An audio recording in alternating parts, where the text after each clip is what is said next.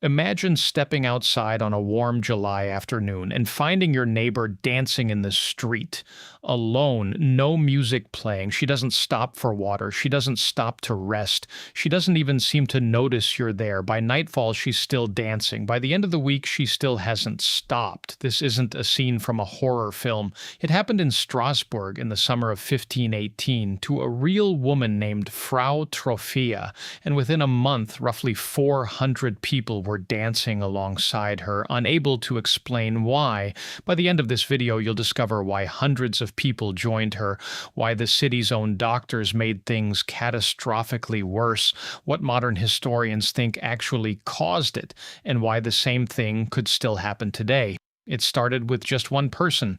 In mid-July, Frau Trophea walked into a narrow Strasbourg street and began to dance. No band, no celebration, no obvious reason. Neighbors assumed she'd stop within the hour. She didn't. She danced through the afternoon into the evening and through the night. Her feet bled. Her family begged her to rest. She kept moving as if something else were driving her body. Within a week, dozens of others had started dancing too, compulsively, silently, with the same glassy, absent look. Here's where the story turns from strange to almost unbelievable. City physicians examined the dancers and decided this wasn't a curse or a crime. It was a medical condition, overheated blood that needed to be danced out of the body.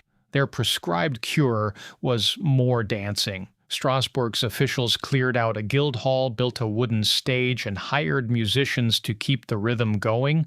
They believed that if the afflicted just danced hard enough, long enough, the sickness would burn itself out. It didn't.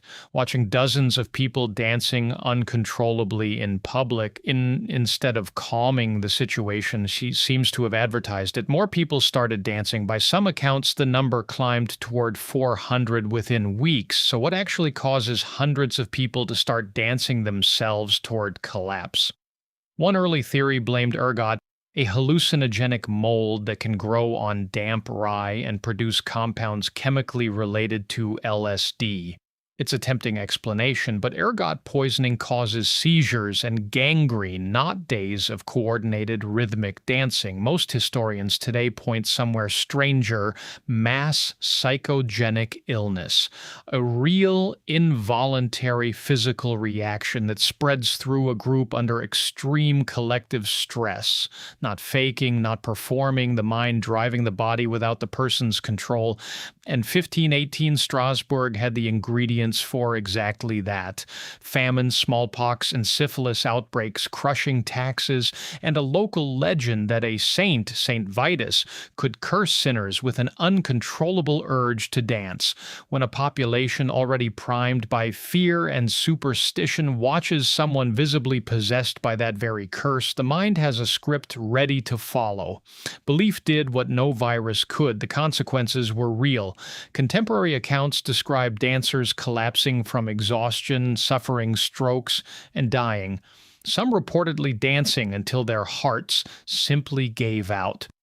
Eventually, alarmed officials reversed course completely. They banned public music and dancing and sent the afflicted away to a mountain shrine dedicated to Saint Vitus, where priests performed rituals meant to lift the curse. Within weeks, the dancing stopped, not because of medicine, because the story the sufferers' minds were following finally changed. Picture that neighbor again, dancing alone in the street. She wasn't performing, she wasn't pretending. Centuries of stress, scarcity, and belief had built a script inside her mind, and her body was simply following it. The same way a laughing fit can sweep a classroom or a strange illness can spread through a school with no clear medical cause, both documented again in the centuries since. Most of the time, we think of the mind as something fully under our own control. Strasbourg 1518 suggests otherwise, and if enough fear, enough belief, and enough people are standing close enough together, there's no guarantee it couldn't happen again.